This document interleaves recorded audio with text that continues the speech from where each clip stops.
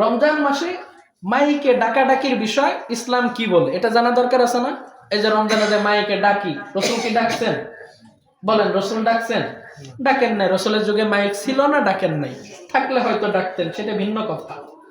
ইসলাম বলে যে রমজানের মধ্যে মাইকে শেষ রাত্রে ডাকা এটা সঠিক কাজ নয়।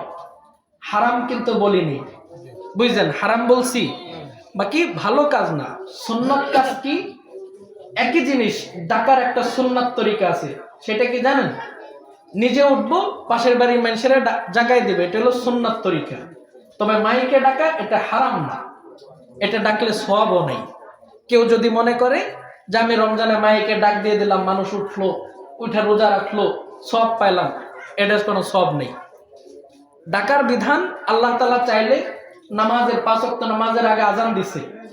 যদি ডাকাডাকি জরুরি হইতো তাহলে আল্লাহ তাআলা রোজার আগেও আজান দিয়ে দিত, যে শেষ রাতে এটা একবার আজান দিবা, দিত না? দিতেন।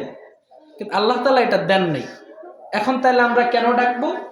ডাকবো হইলো যে মানুষকে জাগাই দিলাম। এটা ওই যে বললাম হারাম না, তবে ভালো কাজও না। এটাকে বেশি বেশি করা যাবে না। বেশি বেশি কিরকম? আপনাদের আশপাশে কোনো এক মসজিদে দেখবেন গাইতেই থাকে গাইতেই থাকে, আছে না? এটা তো আপনারা জানেন আছে। আমি বলছি সেই হুজুরের ফোন দিয়ে কালকে রাত্রেই বলছি যে হুজুর এটা একটু বন্ধ করেন এই বছর। এর কারণে তো আমাকে নামাজ রোজা হয় না। মানুষ 2-4 রাকাত তাহাজ্জুদ পড়ে, একটু কোরআন তেলাওয়াত করতে বসে। আমি যদি মাইকে মনে করেন গজল একটা সাইডে দিয়ে দিই, একেবারে আধা ঘন্টা 1 ঘন্টা পর্যন্ত চলতেই থাকলো, তাহলে তো সমস্যা।